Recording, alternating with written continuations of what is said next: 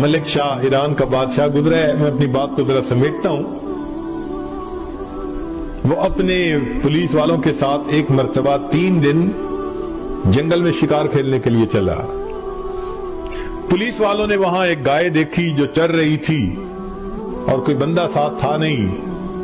انہوں نے اپنے آپ میں ہی سوچ لیا کہ یہ شاید آزاد گائے ہے. چلو انہوں نے اس کو پکڑ کے ذبح کیا اور اس کا گوشت انہوں نے بھون کے کھایا. وہ گائے ایک بڑھیا کی تھی. جب اس کو دوسرے دن پتا چلا کہ میری گائے کو تو ذبح کر دیا گیا تو وہ آئی اور اس نے پولیس والوں کو کہا کہ بھائی آپ لوگوں نے میری گائے کو ذبح کر دیا، تو اب آپ ایسا کریں کہ مجھے پیسے دے دیں، میں دوسری گائے خرید لوں. میرا تو گزارا ہی اس کے دودھ، مکھن، دہی، لسی کے اوپر ہوتا تھا. پولیس والوں نے کہا کہ ہمارے پاس تو پیسے نہیں ہیں. اس نے کہا اچھا اگر آپ کے پاس پیسے نہیں تو بادشاہ سے مجھے بات کرنے دیں. ان کا نہیں، ہم آپ کو نہیں موقع دیتے بادشاہ سے بات کرنے کا. تو وہ بوڑھی عورت بڑی پریشان ہوئی کہ اب میں کروں تو کیا کروں. اس نے کسی کو اپنا دکھ سنایا. وہ سمجھدار آدمی تھا. اس نے کہا دیکھو بادشاہ نے 2 دن کے بعد واپس جانے اور واپسی میں ایک دریا ہے جس کے اوپر پل ہے، اس پل سے ہی اس نے گزرنا ہے. تم چلی جاؤ، پل پہ بیٹھ جاؤ. جب بادشاہ کی سواری گزرنے لگے تو سواری کو روک کے بات سنا دینا، بادشاہ تمہیں گائے کے پیسے دے دے گا، اچھا بندہ ہے. لو جی بوڑھی اماں وہاں پہنچ گئی.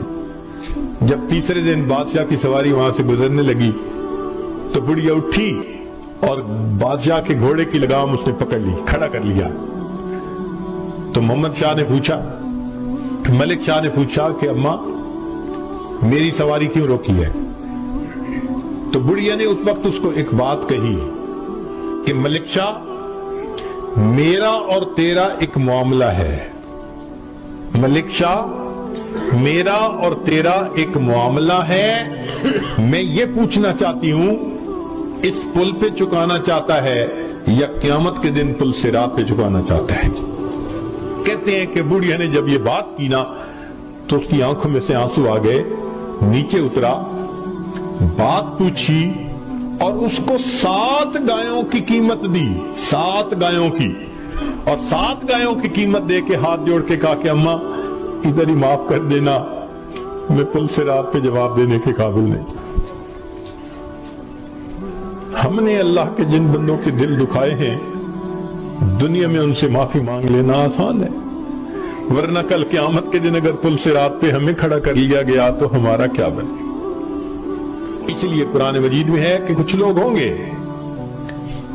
اللہ تعالیٰ کے سامنے سے جب جائیں گے نا، آپ نے دنیا میں دیکھا نا ایئرپورٹ پہ سکیننگ مشین ہوتی ہے، ایک ایک کر کے جاتے ہیں تو جس کے پاس کوئی میٹیلک چیز ہوتی ہے تو بیپ آ جاتی ہے تو وہ پھر اس کی تفتیش کرتے ہیں، اور جس کے پاس کچھ نہیں ہوتا وہ سیدھا گزر جاتا ہے. قیامت کے دن اسی طرح ہوگا. ایک ایک بندہ جئتمونا فرادا کما خلقناکم اول مرہ، اللہ فرماتے ہیں ایک ایک کر کے تم میرے سامنے سے جاؤ گے.